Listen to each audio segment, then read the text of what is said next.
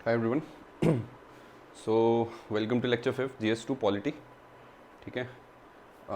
आज के लेक्चर में हम सिटीजनशिप स्टार्ट करेंगे। ठीक है। और सिटीजनशिप के बेसिस पे आपके बेसिक मतलब ज़्यादा टफ नहीं है, how to get this Indian citizenship वो पढ़ेंगे पूरा। ठीक है। और उसका फॉलोअप टॉपिक यही है कि how to get the citizenship revoke. ठीक है। तो बेसिक से स्टार्ट करेंगे। लास्ट लेक्चर में हमने सारा अपना special majority, types of majority discuss करा था। ठीक है।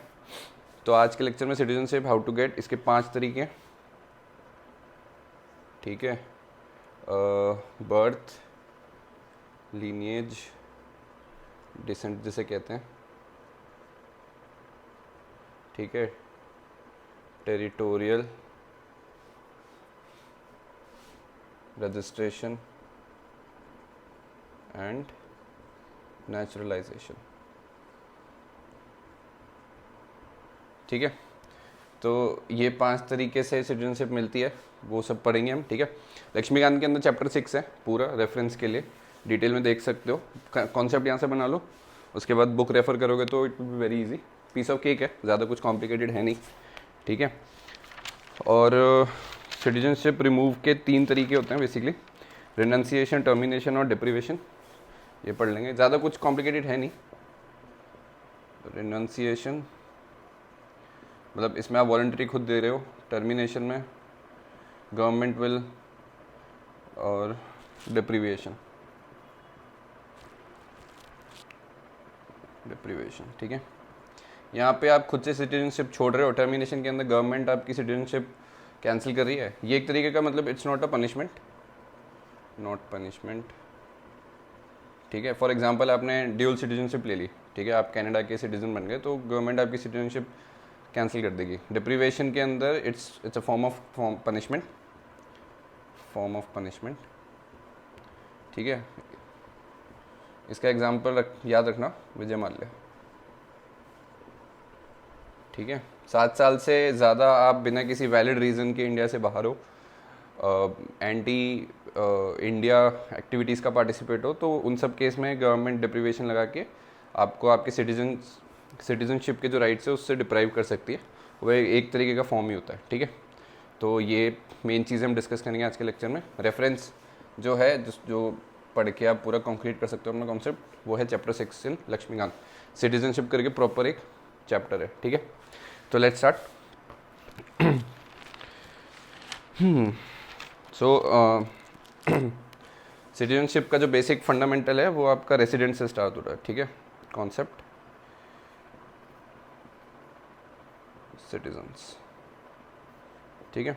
तो इधर के अंदर आप कैसे लिख सकते हो कि भाई basically concept of citizenship it is defined under part 2 of constitution. ठीक है।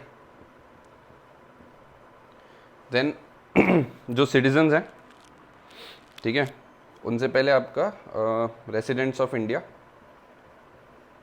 Residents in India. ठीक है।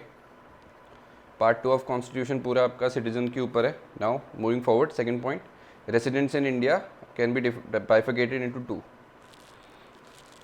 You have citizens and you have foreigners. ठीक है। सिंपल सा फंडा है, इंडिया में जो रह रहे हैं वो सारे सिटीजन हैं, ऐसा ज़रूरी नहीं, उनमें से कुछ फॉरेनर्स भी होंगे। ठीक है। तो बाइफिकेशन रेसिडेंट्स के बेसिस पे है। Residents in India are of 2 type, citizens and foreigners. ठीक है। अब ये फॉरेनर्स यहाँ पे foreigners could be from friendly country, ठीक है, जैसे इजराइल हो गया, फ्रांस हो गया। ठीक है। और फॉरेनर फ्रॉम एनिमी कंट्री। ठीक है। You will be surprise to know India, मतलब आप कह सकते हो इधर सब हर कोई एग्जांपल ये देगा कि पाकिस्तान चाइना, बट ऐसा नहीं है। इंडिया का पाकिस्तान और चाइना को लेकर अभी तक स्टांस न्यूट्रल रहा है। तो as of now India has no enemy country. ठीक है।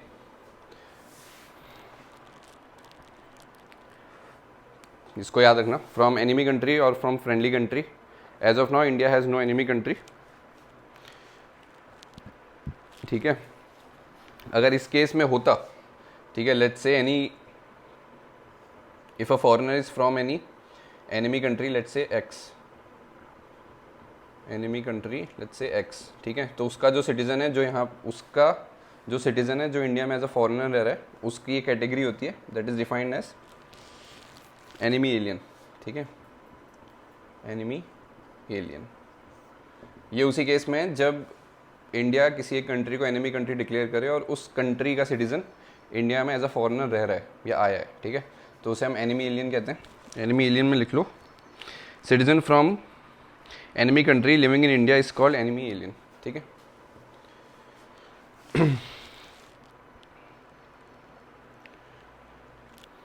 ठीक है, तो ये बेसिक अंडरस्टैंडिंग थी। अभी इसका कुछ है फंडा कि जो भी फंडामेंटल राइट्स हैं और जो कॉन्स्टिट्यूशनल राइट्स हैं, उसमें से कुछ are very specific to the citizens only, ठीक है, एंड सम मतलब कुछ हैं जो that are very limited to the citizens only. तो उसमें से कौन से आर्टिकल्स हैं वो हम देख लेते हैं, ठीक है। सो अब इसमें नेक्स्ट लिख लो, rights,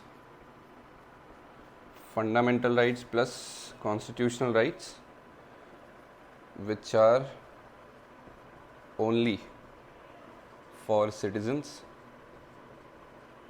and not for foreigners, ठीक है।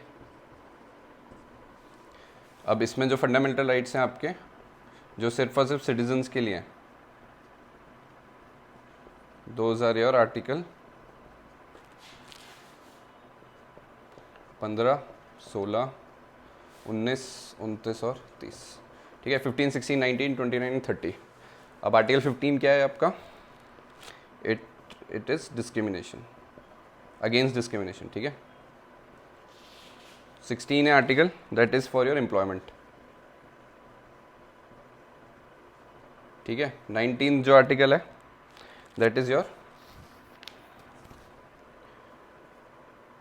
Right to freedom and movement, ठीक है। 29 और 30 एक साथ ही ले लो,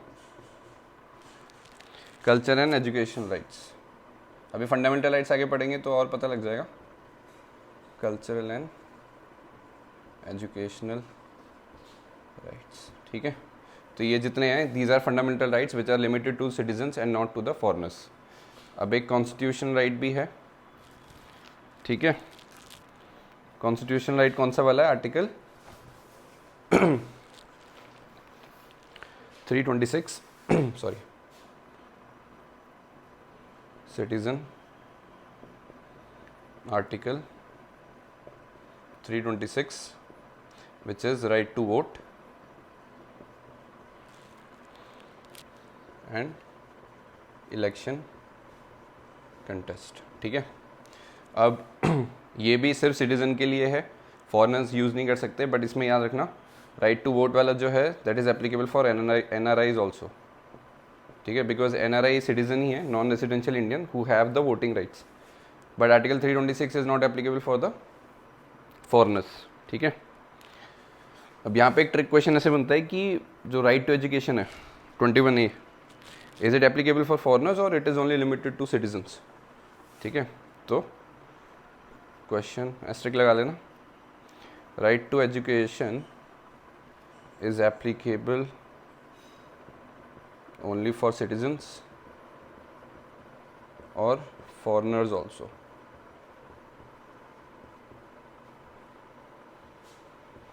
ठीक है। ये क्वेश्चन आप पूछ सकते हो, आपकी अंडरस्टैंडिंग के लिए बेटर होगा, बट इसका आंसर मैं बता देता हूँ। इसका आंसर है yes, 21A for children age 6 to 14, ठीक है। आर्टिकल 21A के से जो राइट टू एजुकेशन है that is applicable for foreigners also, RTE is applicable for foreigners also, ठीक है। तो ये कॉन्सेप्चुअल क्वेश्चन है, ठीक है। तो ये आपके कुछ बेसिक रेसिडेंट को आप कैसे बाइफिकेट करोगे, ठीक है। फॉरेनर सिटीजन, फॉरेनर्स के अंदर आपके एनिमी एलियन का कॉन्सेप्ट है, ठीक है। और कौन से फंडामेंटल राइट्स और कॉन्स्टिट्यूशनल राइट्स सिर्फ सिटीजन्स को मिले और फॉरेनर्स को नहीं मिले, ठीक है। एंड बेसिक कॉन्सेप्ट है, ज़्यादा कुछ टफ नहीं है। 15, 16, 19, 29, 30 ये याद रखना, ये फंडामेंटल राइट्स है। और एक आपका article 326 which is a constitutional right, ये सिर्फ सिटीजन्स को मिले, ठीक है। नाउ डेफिनेशन ऑफ सिटीजन लिख लो, लिखो। An individual who enjoys all the membership of a country and avail all the rights in the country is defined as citizen, ठीक है। तो ये बेसिक डेफिनेशन है। Benefits and rights availed in the country, ठीक है। तो ये आपका डेफिनेशन ऑफ सिटीजन हो गया, ठीक है। Now how to become a citizen of India, ठीक है। ये मिटा देते हैं, डेफिनेशन ऑफ सिटीजन तक लिख लेना। Benefits and rights availed in the country, ठीक है।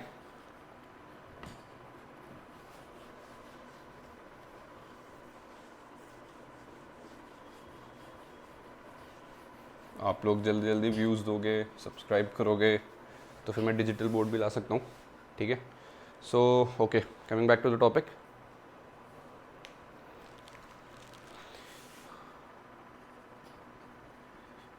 How to become citizen of India, ठीक है। ये ब्रॉड टॉपिक है, इसके अंदर देर आर 5 वेज जो हमने स्टार्टिंग में लिखा था। You have birth, you have descent, ठीक है। पैदाइश होनी चाहिए, या फिर डिसेंट मतलब आपके पेरेंट्स या one of your parent should B of Indian origin, वो हम पूरा कंडीशन अभी डिस्कस करेंगे, ठीक है। देन टेरिटोरियल एक्सपेंशन, अगर आपकी कंट्री किसी दूसरे कंट्री की टेरिटरी को ऑक्यूपाई करती है तो वहाँ के लोगों के पास 2 ऑप्शन है, इधर to become the citizen of the country. जैसे इंडिया ने लेट्स से भूटान को ऑक्यूपाई कर लिया, तो India will give an option कि भाई या तो सारे भूटान के लोग इंडिया का सिटीजन बन जाओ, या फिर they need to leave the place because eventually you have to become the citizen, ठीक है। तो बर्थ, डिसेंट, बर्थ मतलब simple you are born and bought up in, मतलब बॉर्न आप इंडिया के अंदर हुए हो। डिसेंट मतलब आपके फैमिली का जो लीनियज है उसके बेसिस पे। टेरिटोरियल एक्सपेंशन, ठीक है, इंडिया ने दूसरी टेरिटरी को ऑक्यूपाई कर लिया for example. Then you have registration and then you have naturalisation, ठीक है। रजिस्ट्रेशन है, नेचुरलाइजेशन। अब रजिस्ट्रेशन नेचुरलाइजेशन के इसका मतलब बेसिकली ईयर ब्रैकेट है, ठीक है। 6 साल और 12 साल का था, ठीक है। इसके अंदर भी आगे हम पढ़ेंगे, बाइफिकेशन है। OCI होल्डर्स, कॉमनवेल्थ का जो एरियाज़ हैं वो सारे, मतलब कॉमनवेल्थ की जो हैं कंट्रीज़, वहाँ से जो पीपल ऑफ इंडियन ओरिजिन के hello overseas citizen of India NRIs, तो उनके लिए भी अलग अलग चीज़ें हैं, प्रोविजंस हैं, वो हम डिस्कस करेंगे, ठीक है। अब इसमें एक चीज़ लिख लो, पार्लियामेंट्री उसके बेसिस पे, ठीक है। तो there are 5 ways to become the citizen of India, ये 5 वेज हैं, इसको हम डिटेल में पढ़ेंगे। इसके अंदर नोट बना के ये लिख लो, rules to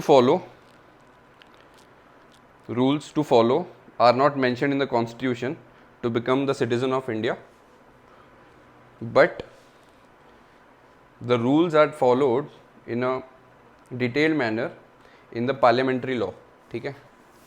तो जो भी इसके रूल्स एंड रेगुलेशन है to become the citizen of India, that is described in detail in parliamentary law, ठीक है। पार्लियामेंट्री लॉ के अंदर पूरा डिटेल में रहेगा क्या उसके प्रोविजन होनी चाहिए, क्या उसकी कंडीशन होनी चाहिए to become the citizen of India. But ये जो पार्लियामेंट्री लॉ है इसका जो एसेंस है, ठीक है, this parliamentary law was given power by constitution,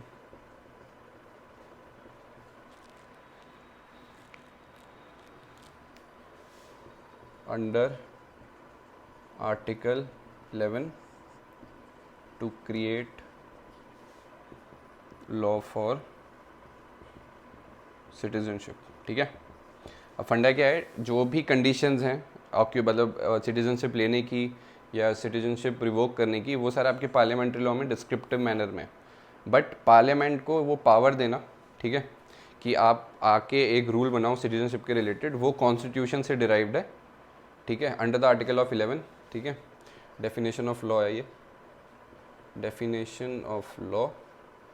ठीक है, तो कॉन्स्टिट्यूशन पावर देता है पार्लियामेंट को टू क्रिएट अ लॉ, ठीक है, अंडर द आर्टिकल ऑफ 11। और इंडिया का जो फेमस मतलब बेंचमार्क कह लो वो है sorry, Indian citizenship act of 1955। ठीक है, तो सबको जैसे से ड्राइव है, इसी के बेसिस पे आपका आगे जो भी लास्ट कुछ ईयर्स पहले 2019-20 में CAA आया था, उसके बारे में हम आगे डिस्कस कर लेंगे। वो बेसिकली ये वाला जो प्रोसेस है ना, नेचुरलाइजेशन, उसको इम्पैक्ट करता है। ठीक है, तो बेसिक जो एक्ट है वो ये है, इसके ऊपर आपके अमेंडमेंट एक्ट्स कह लो या कोई भी चेंजेस कह लो, वो सारे फॉलोअप होते हैं। ठीक है, तो ये आपका बेसिक अंडरस्टैंडिंग है पार्लियामेंट्री लॉ और कॉन्स्टिट्यूशन को लेके with respect to the citizenship law. अब इसमें एक नोट करके लिख लो, in terms of citizenship India does not support dual citizenship. ये ड्यूअल सिटीजनशिप वाला कॉन्सेप्ट इंडिया में नहीं है, US में है, वहाँ पे स्टेट का और कंट्री का अलग अलग सिटीजनशिप होता है। ठीक है, तो India does not support dual citizenship. ठीक है, अब इसको आ जाओ वापस, 5 वेज। ठीक है, birth, descent, territorial expansion, registration और नेचुरलाइजेशन। इसके अंदर पहला दो,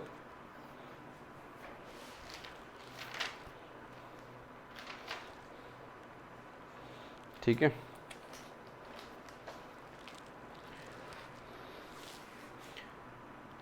पहले से पहले कुछ और कॉन्सेप्ट भी है। ठीक है, तो eventually relation with India is through birth and soil। ठीक है, या तो आपका जन्म या आपका सॉइल, सो मतलब sorry it's either the soil and blood. ठीक है, सॉइल का मतलब ये है कि जो आपका बर्थ हुआ है वो इंडिया में हुआ है, तो आपका ब्लड एंड सॉइल कह लो, या सिर्फ सॉइल मतलब आप हो सकता है कि OCI आपके पेरेंट्स हो और आपका बर्थ इंडिया में हो, तो वो सॉइल मतलब लैंड। और ब्लड का मतलब है कि भाई आप लेट्स से ऑस्ट्रेलिया में हो, ठीक है, आपके पेरेंट्स ऑस्ट्रेलिया में हो और वहाँ आपका बर्थ हो, तो उस केस में सॉइल एप्लीकेबल नहीं है, और वहाँ ब्लड मतलब आपके पेरेंट्स इंडियन है बट आपका बर्थ ऑस्ट्रेलिया में हुआ, तो वो ऐसे रिलेशन बनेगा सिटीजनशिप का। ठीक है, तो इन टर्म्स ऑफ बर्थ, ये वाला जो पहला कंडीशन है, बर्थ के केस में you have soil and you have blood, soil and birth के केस में you have soil plus blood. ठीक है, इंडिया में पैदा हुए हो तो सॉइल हो गया, और इंडियन पेरेंट्स आपके पेरेंट्स जो है वो इंडियन है, तो बर्थ के केस में सॉइल प्लस ब्लड हो गया। ठीक है, डिसेंट के केस में आपका सिर्फ ब्लड है। ठीक है, और टेरिटोरियल, डिसेंट वही हो गया जो मैंने बोला, आप ऑस्ट्रेलिया में पैदा हुए बट आपके पेरेंट्स इंडियंस है, तो ब्लड का रिलेशन हुआ। टेरिटोरियल में आपका सिर्फ सॉइल का हुआ।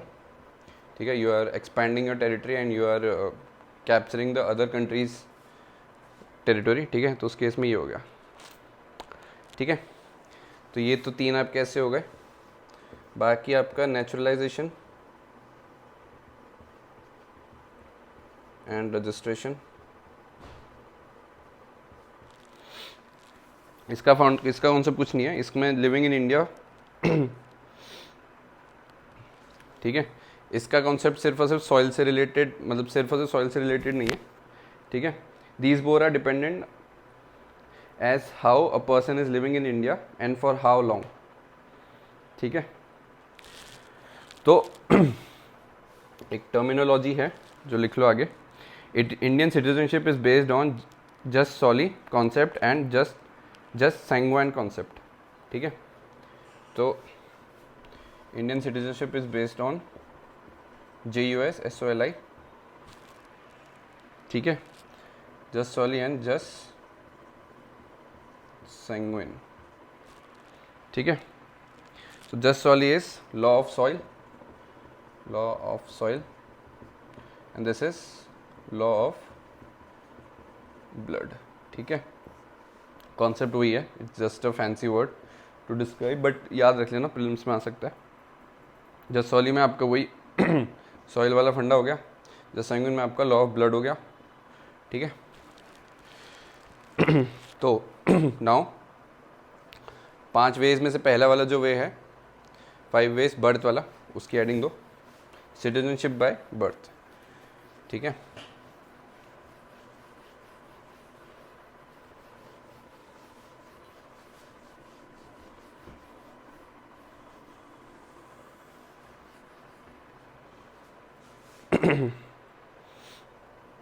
तो इसकी कुछ टाइमलाइंस जो हैं, पहला है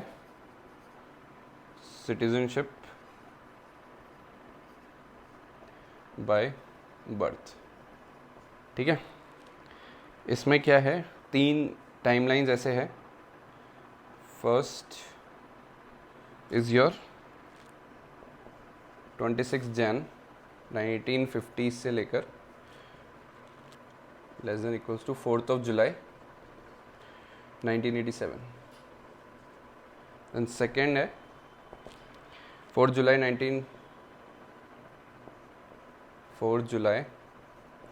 1987 से लेकर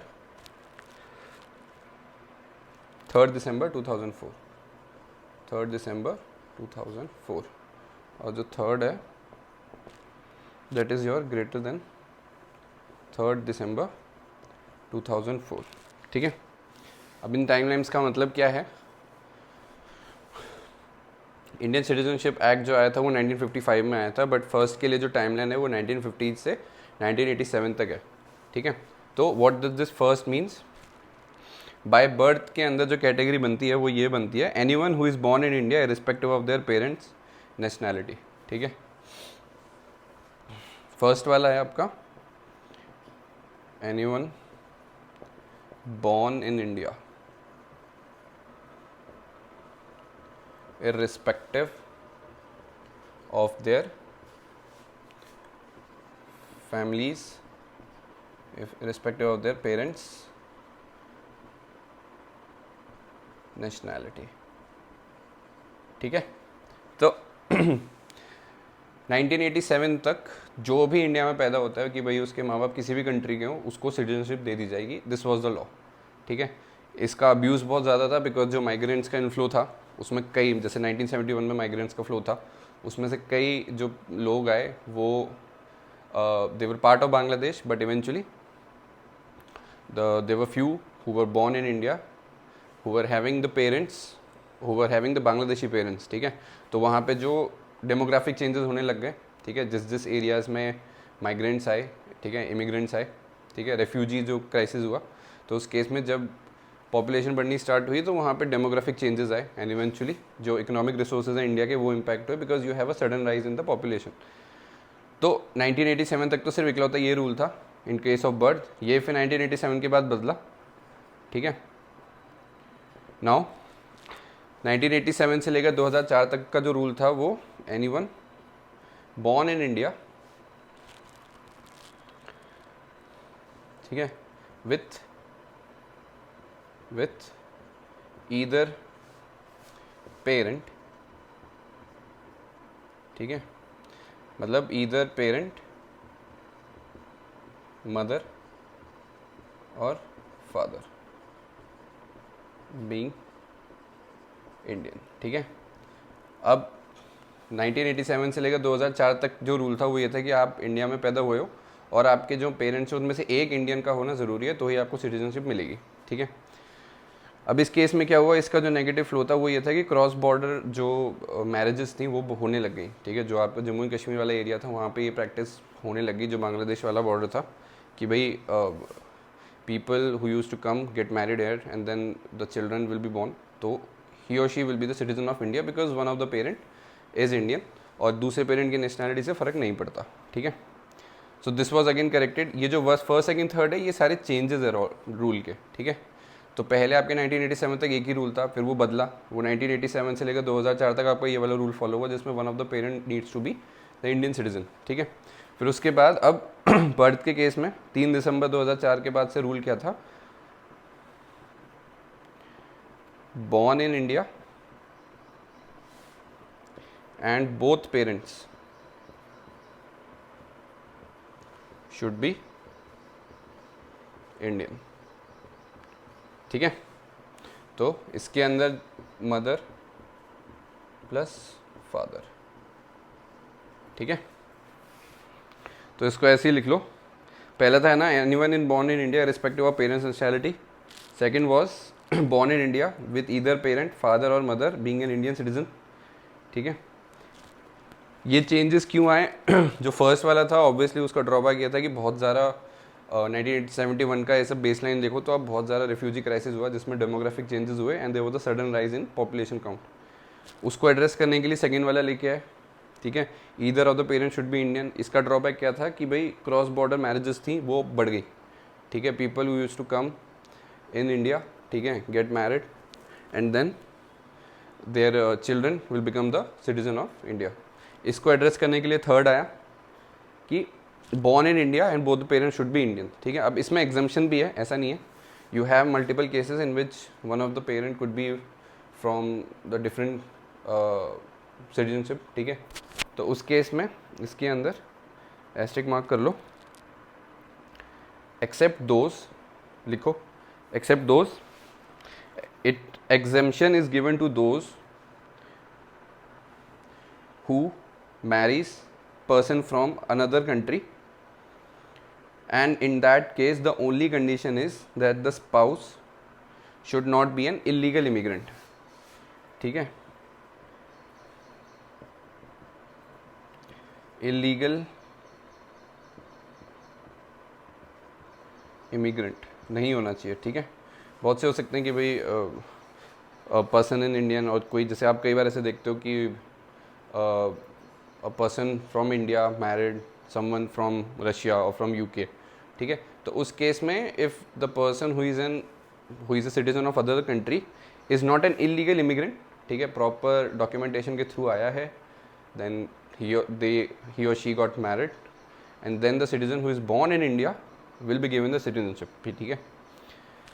तो ये आपका बर्थ बाय बर्थ था, ठीक है। अब बी लिखो, citizenship by descent.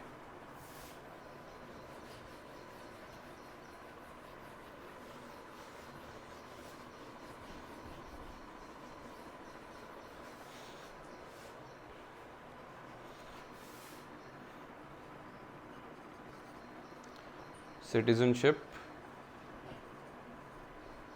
Bye descent, ठीक है। इसके अंदर भी वही कैटेगरी है, फर्स्ट 26 जैन 1950 से लेकर ये आपका चेंज हुआ था 1992 तक, less than equals to 10 Dec 1992।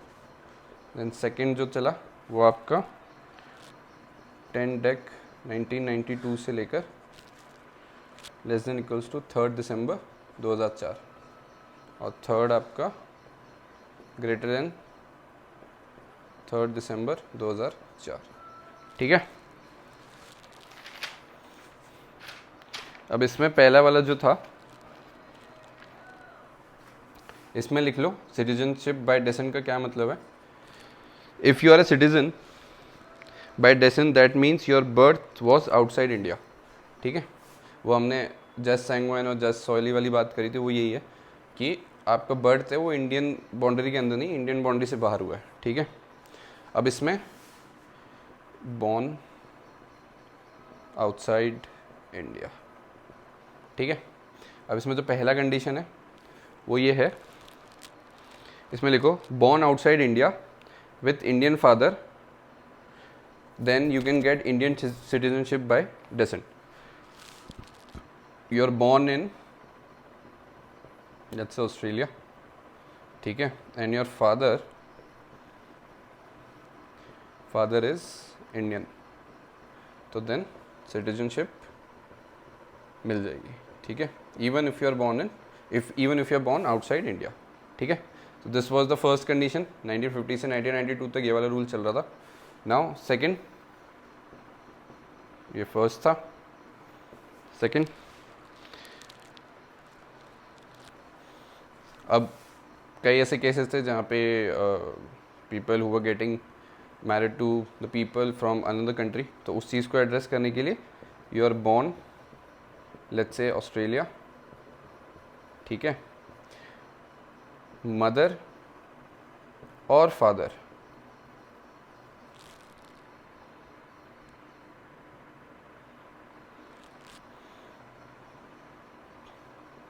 Needs to B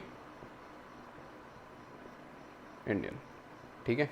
तो उस केस में भी सिटीजनशिप मिल जाएगी, ठीक है। You are born outside India with either mother और फादर बीइंग इंडियन, ठीक है।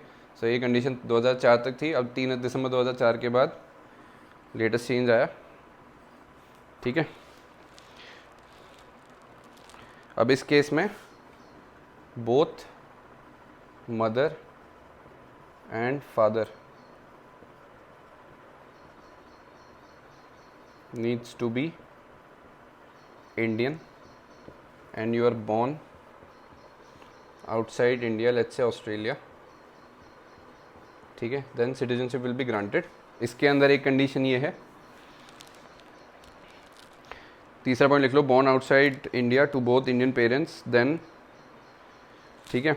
इसके साथ बस एक ये था, इसमें अंडरटेकिंग सबमिट करनी पड़ेगी इनको, पेरेंट्स को। Undertaking needs to be submitted by parents, ठीक है। और उस अंडरटेकिंग में क्या था, needs to be submitted by the parents। अब इसका कॉन्सिक्वेंस क्या था, in case of any fraud, ठीक है, in the undertaking the termination of citizenship can happen of child and both parents, ठीक है। अंडरटेकिंग का मतलब ये है कि भाई जो भी लोकेशन, टाइम और जिस रीज़न से, ठीक है, बर्थ हुआ और जो भी आपने डॉक्यूमेंटेशन दी है in terms of citizenship, those needs to be correct. उसकी एक अंडरटेकिंग पेरेंट्स देंगे। अगर इसकी वेरिफिकेशन में कोई भी फॉर्जरी या फॉल्स इन्फॉर्मेशन निकलती है तो टर्मिनेशन होगा सिटीजनशिप का, तीनों का, चाइल्ड का भी होगा और मदर और फादर का भी होगा, ठीक है। Undertaking needs to be submitted by parents. If false, termination of parents and child, ठीक है। तो ये आपका अंडरटेकिंग का वैल्यू प्रेजेंट करता है, ठीक है। अब अंडरटेकिंग के साथ साथ इसमें एक कंडीशन और थी, इसमें जो बर्थ है, लास्ट पॉइंट जो लिखना है वो ये लिख लो कि जो भी बर्थ है, if you are born in Australia, then within 1 year of your birth you need to submit the documentation in your nearest consulate, ठीक है। तो birth needs to be registered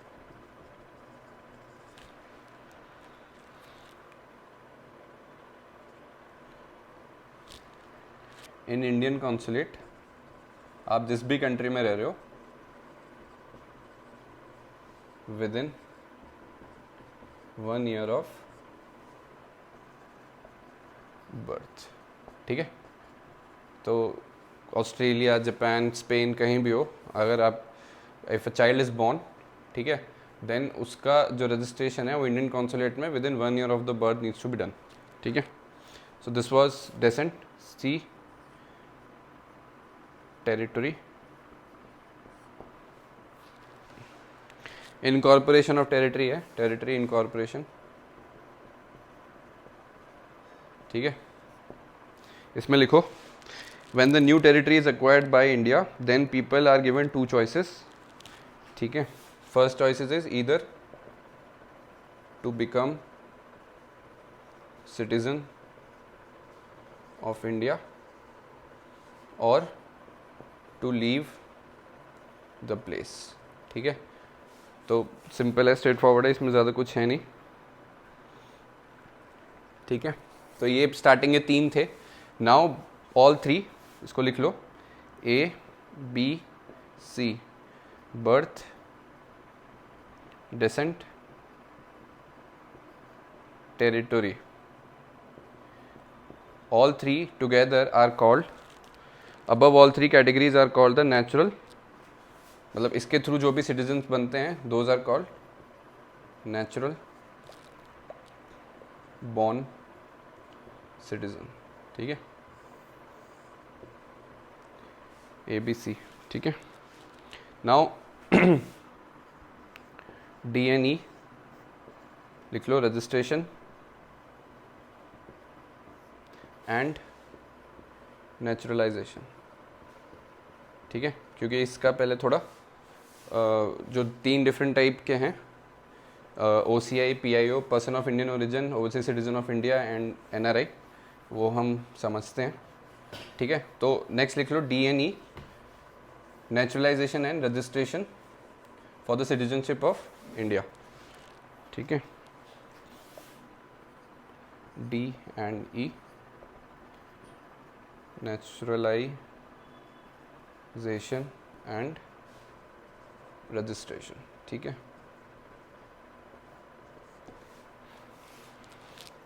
अब इसमें जाने से पहले थोड़ा कुछ टर्मिनोलॉजीज हैं, जैसे PIO, OCI और NRI, ठीक है।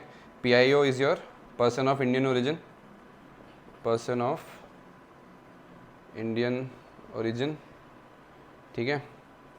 OCI is your overseas citizen of India, and then NRI is your non residential Indian, ठीक है,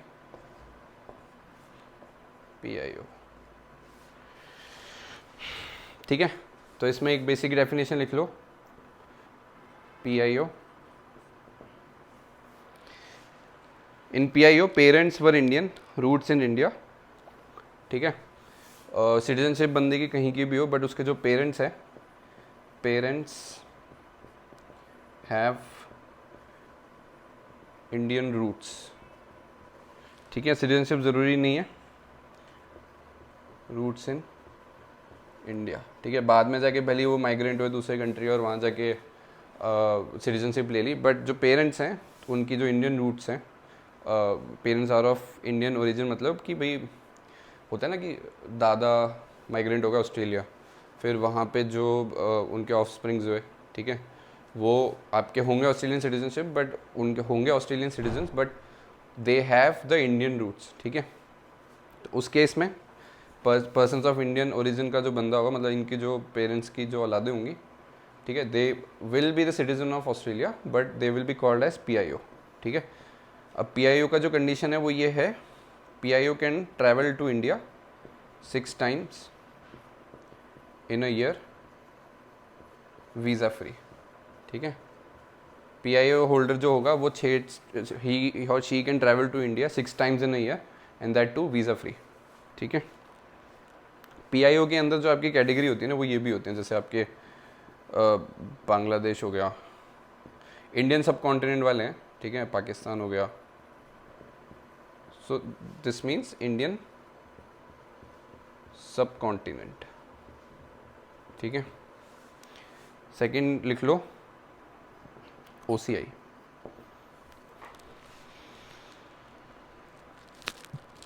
अब OCI क्या है कि OCI specific to the 16 developed countries, specific OCI holder जो रहेगा वो ही और she is specific to 16 developed countries, ठीक है। और डेवलप्ड कंट्रीज में बाइफिकेट करने का मतलब वही है कि जो वहाँ से इन्वेस्टमेंट आएगा, the money that is getting flown from outside India to India will eventually boost the economy of a country, ठीक है। तो यहाँ पे कैटेगराइजेशन डिफर कर दिया है, PIO मतलब person of Indian origin, it's a very vast categorization, ठीक है। आपके इंडियन सब कॉन्टिनेंट्स हो गया, अफगानिस्तान, पाकिस्तान, बांग्लादेश, ठीक है, उनके लिए 6 times a year you can travel to India visa free, ठीक है। OCI होल्डर्स वो लोग जो कि 16 स्पेसिफिक डेवलप्ड कंट्रीज़ के सिटीज़न हैं, ठीक है। इनके लिए प्रोविज़न क्या है, they can travel to India any number of times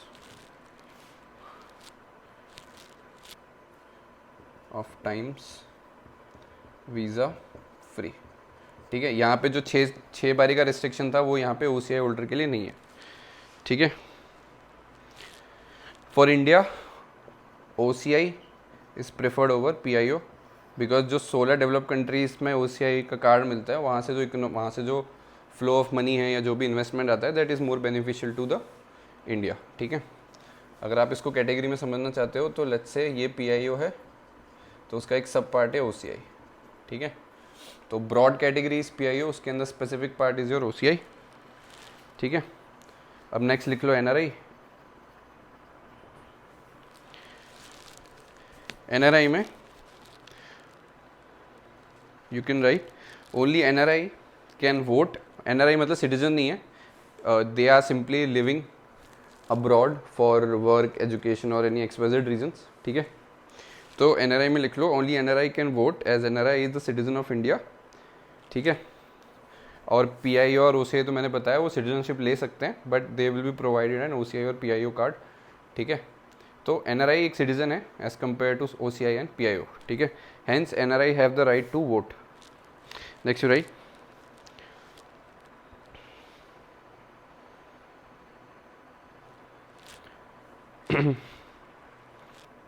इसमें लास्ट कैटेगराइजेशन ऐसे लिख लो, इन 2016 OCI and PIO categorization was merged into one। ठीक है, बट कॉन्सेप्ट वही रहेगा, वो 2016 में ये दोनों को मर्ज कर दिया था। ठीक है, बट स्टिल OCI जो मिलता है वो जो डेवलप कंट्रीज़ में हैं उनको ही मिलेगा, 16 डेवलप कंट्रीज़। ठीक है, अब ये PIO, OCI और NRI का कंसेप्ट क्लियर है, तो अब हम नेचुरलाइजेशन एंड रजिस्ट्रेशन डिस्कस करेंगे एक टेबुलर फॉर्मेट में। ठीक है,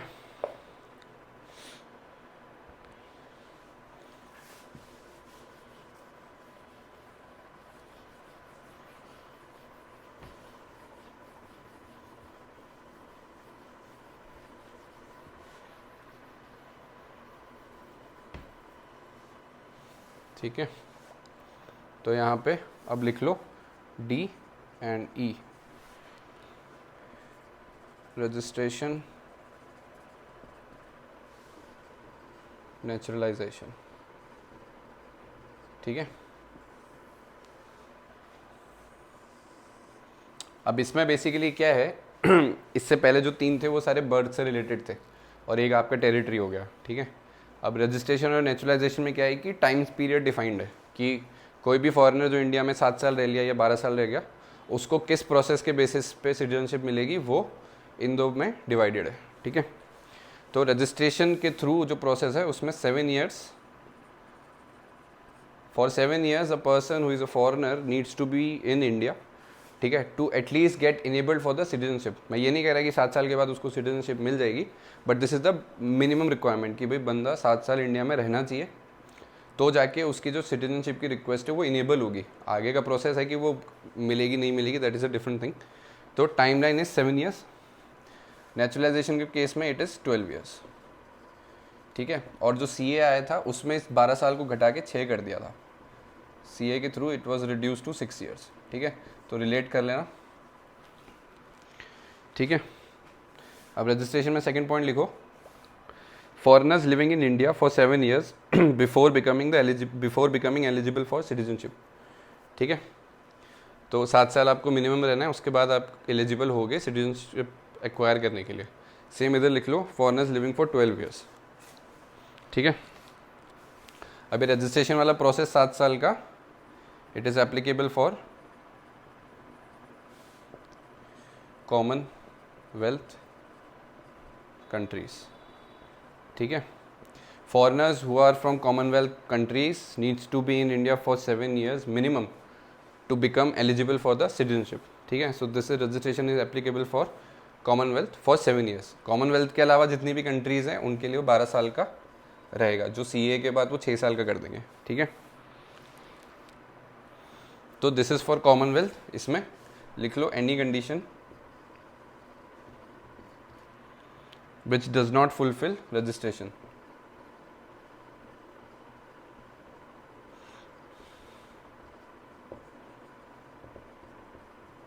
ठीक है।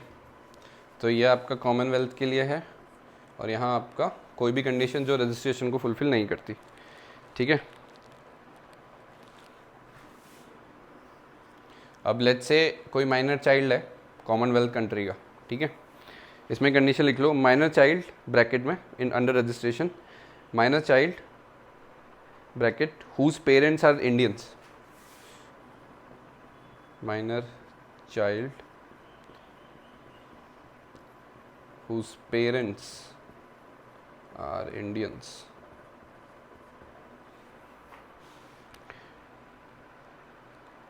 and not being a citizen needs to spend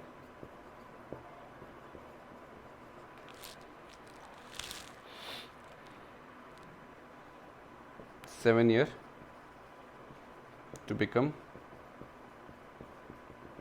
eligible, ठीक है। तो कॉन्सेप्ट समझो, पेरेंट्स इंडियंस थे, ठीक है। Let's say the child was born in Australia, ठीक है। 1 साल तक जो कॉन्सुलेट में सबमिट करना होता है रजिस्ट्रेशन के लिए, दैट वाज नॉट डन, ठीक है। तो after that time has lapsed, minor child, ठीक है, सिटीजन नहीं बना, ठीक है। बर्थ के बाद 1 साल तक कॉन्सुलेट में, इंडियन कॉन्सुलेट में उसके रजिस्ट्रेशन नहीं कराया by their parents due to any XYZ reason, तो even that child need to spend 7 years, ठीक है। कॉमनवेल्थ कंट्री में ऑस्ट्रेलिया इसलिए बोल रहा हूँ, ठीक है। एंड तो उस चाइल्ड को need to spend 7 years to become eligible, तो कॉन्सेप्ट वही है, ठीक है। 7 साल तक रहना पड़ेगा, ठीक है, अगर even the person is a minor child, ठीक है। तो उस केस में to become eligible for the citizenship, parents Indian है तो भी, ठीक है। और कॉमनवेल्थ से है, लेट्स से ऑस्ट्रेलिया का है, 1 साल मतलब ऑस्ट्रेलिया में पैदा हुआ, 1 साल तक इंडियन कॉन्सुलेट में बर्थ रजिस्टर नहीं हुआ, 1 साल के बाद अगर उसको सिटीजनशिप चाहिए तो that person, that minor child needs to be in India for minimum 7 years to become eligible for citizenship, ठीक है।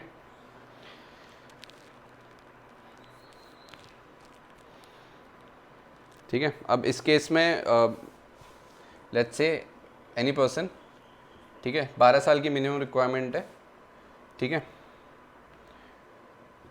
14 years, जिसमें से 11 years ही और शी 14 साल अपने देश से बाहर रहा कोई बंदा, ठीक है, जिसमें से 11 साल वो इंडिया में रहा, ठीक है। बाकी के लेट्स से 14 में 11 + 3 11 लेट्स से इंडिया, ठीक है, ये एग्जाम्पल है, ठीक है। एक बंदा फॉरेनर कॉमनवेल्थ कंट्री का नहीं है, लेट्स से अफगानिस्तान का है, 14 साल अब अफगानिस्तान छोड़ के कहीं भी रहा, जिसमें से 3 साल वो इंडिया में रहा, सॉरी 11 साल इंडिया में रहा और 3 साल लेट्स से वो UAE में रहा, ठीक है। तो उसको सिटीजनशिप अपनी सिटीजनशिप क्राइटेरिया फुलफिल स्टार्ट करने के लिए, एलिजिबल होने के लिए उसको 1 साल और रहना है, 1 more year in India to become eligible, ठीक है। पढ़ना समझ रहे हो?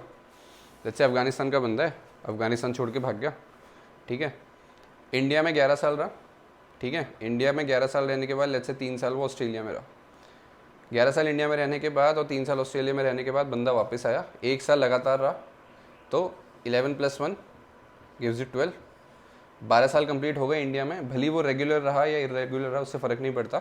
ये कंडीशन हमारी मतलब इरेगुलर वाली है कि 11 साल इंडिया में रहा, 3 साल ऑस्ट्रेलिया में रहा, फिर 1 साल वापस इंडिया में रहा, टोटल 12 साल हो गए, तो वो एलिजिबल हो जाएगा सिटीजनशिप के लिए, ठीक है। 1 year ऑफ कंटिन्यूस लिविंग, 1 साल तक यहाँ पे कंटिन्यूस लिविंग चाहिए ही चाहिए। 11 साल टोटल 14 साल में से 11 साल वो रहा नहीं रहा, कुछ 1-2 साल रहा फिर चला गया फिर आया, उससे कोई मतलब नहीं है। 12 साल के लिए जैसे आखिरी का 1 साल वो लगातार यहाँ रहना चाहिए, तो वो एलिजिबल हो जाएगा सिटीजनशिप के लिए, ठीक है।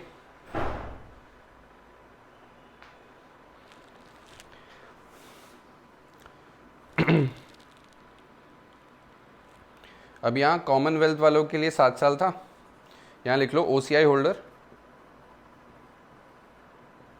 ओनली 1 ईयर, ठीक है। कॉमनवेल्थ वालों के लिए 7 साल था, कॉमनवेल्थ वालों में अब OCI होल्डर अगर कोई है तो उसको बस 1 साल रहना है to become eligible for citizenship through registration, ठीक है।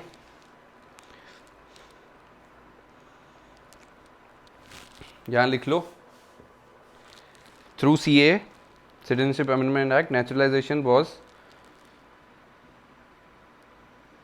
Change to 6 years from 12 years, ठीक है। तो ये मैंने ऊपर लिखवाई दिया है, इसको लिख लो।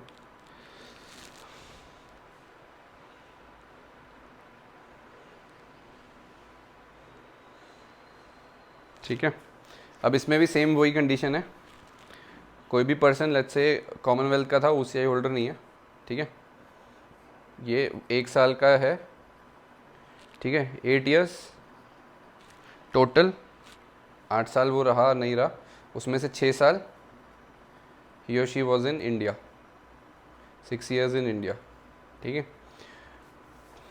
टोटल 9 साल अपने देश से बाहर था, जिसमें से वो 6 साल ऑन एंड ऑफ, जैसे 2 साल रहा, फिर 1 साल बाहर रहा कहीं किसी दूसरे कंट्री, फिर आया 2 साल, ठीक है, ऐसे 6 साल वो इंडिया में रहा, रेगुलर और irregular, but he spend the time in India for 6 years, ठीक है।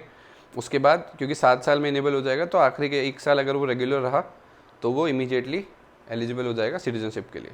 ये ऑब्वियसली आपका कॉमनवेल्थ के लिए है थ्रू रजिस्ट्रेशन प्रोसेस, OCI वालों के लिए ओनली 1 ईयर, ठीक है।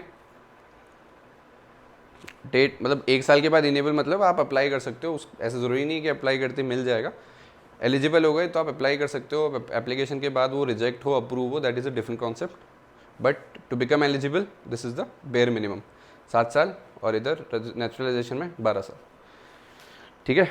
तो ये सब था आपका how to become the citizen of India, ठीक है। Now the last topic for the day, how to get the citizenship revoked, ठीक है। तो this is the last topic for the day.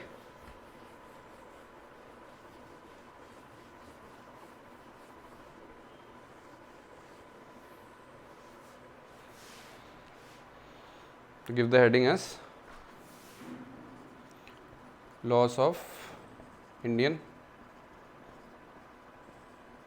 citizenship, ठीक है। इसमें 3 टाइप के होते हैं, you have termination, you have renunciation, RUN renunciation, and then you have deprivation, ठीक है। ये लिख लेते हैं पहले, renunciation,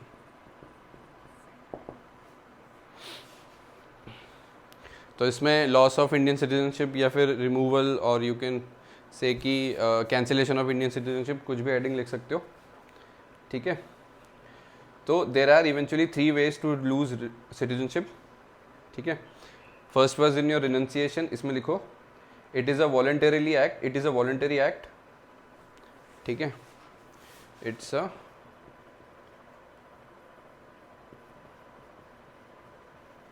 वॉलंटरी एक्ट, ठीक है। People give up citizenship on their own, on your own, ठीक है।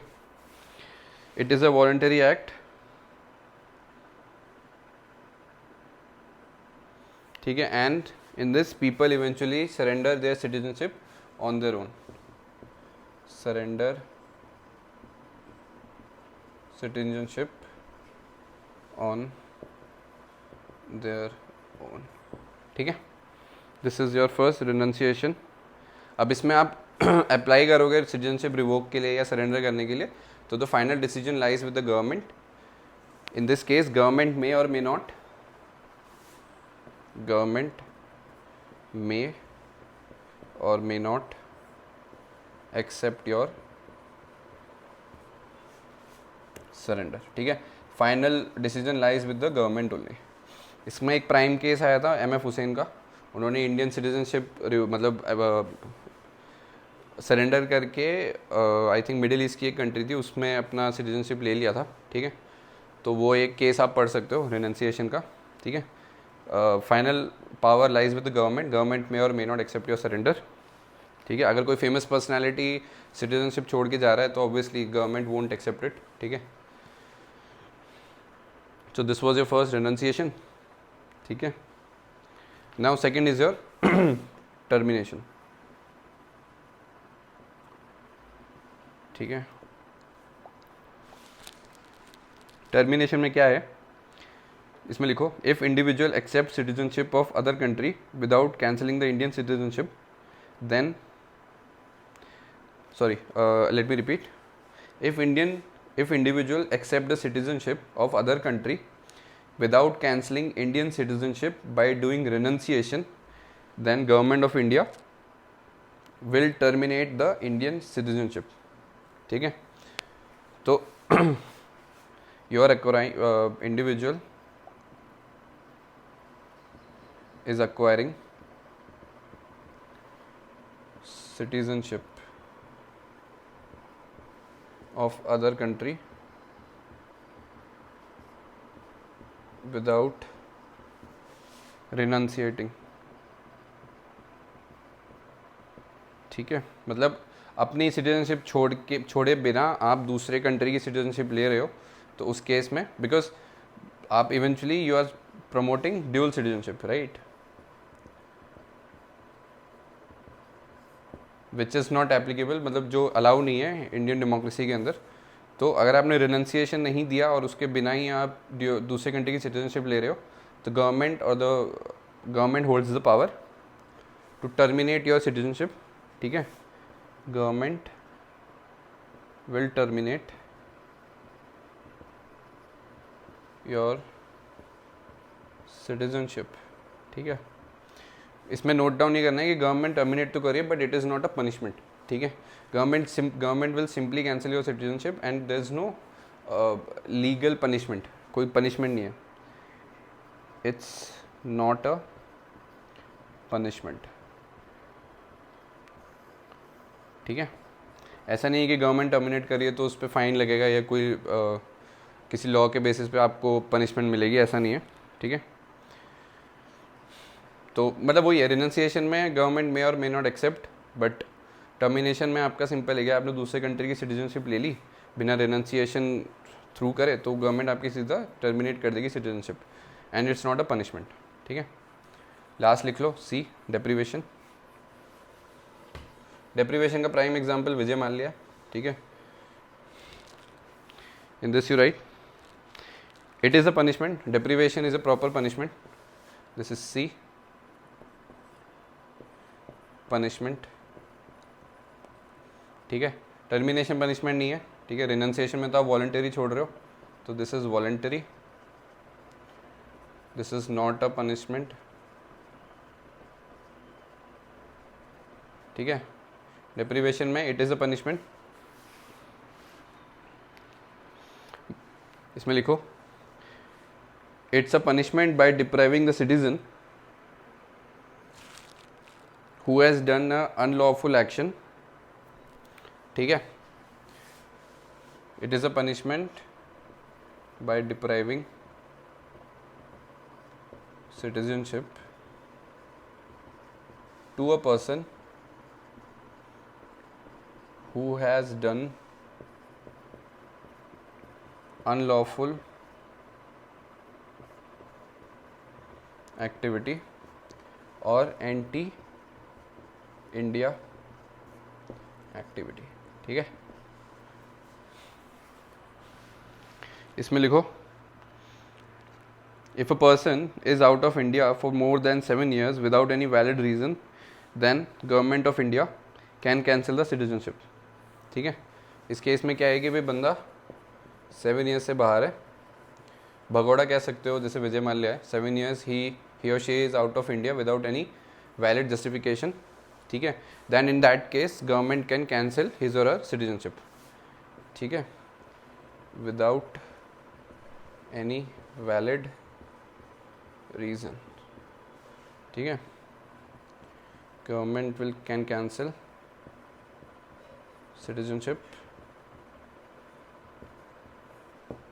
एग्जाम्पल विजय माल्या कह लो, ललित मोदी कह लो, नीरव मोदी, ठीक है।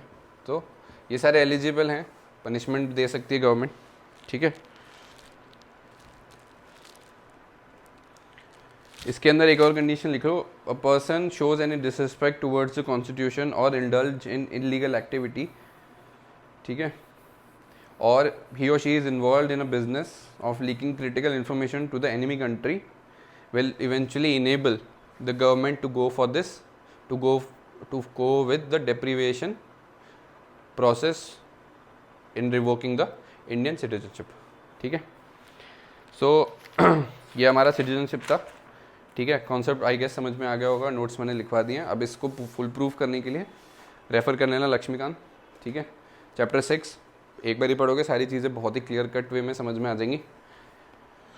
प्रीलिम्स और मेन दोनों के लिए सिटीजनशिप कैसे एक्वायर की जाती है, कौन कौन से प्रोसेस होते हैं, सिटीज़न और जो आपके फॉरेनर्स हैं उनमें क्या डिफरेंस है, ठीक है। रेसिडेंट्स में आप बाइफिकेट करोगे, वो सारी चीज़ें समझा दी हैं, एक बार गो थ्रू कर लेना, ईजिली अंडरस्टैंडेबल है, ठीक है। So with this will close our today's lecture. I hope you found this video informative. Like share and subscribe पसंद आया तो, ठीक है। नेक्स्ट लेक्चर में हम फेडरलिज्म और यूनिटरी जो पार्ट है इंडिया का वो हम डिस्कस करेंगे, ठीक है, कि why India is called a quasi federal state, ठीक है। तो उसके बेसिस पे विल कंटिन्यू, ठीक है। बाकी ठीक है, thank you for watching and I will see you in the next one.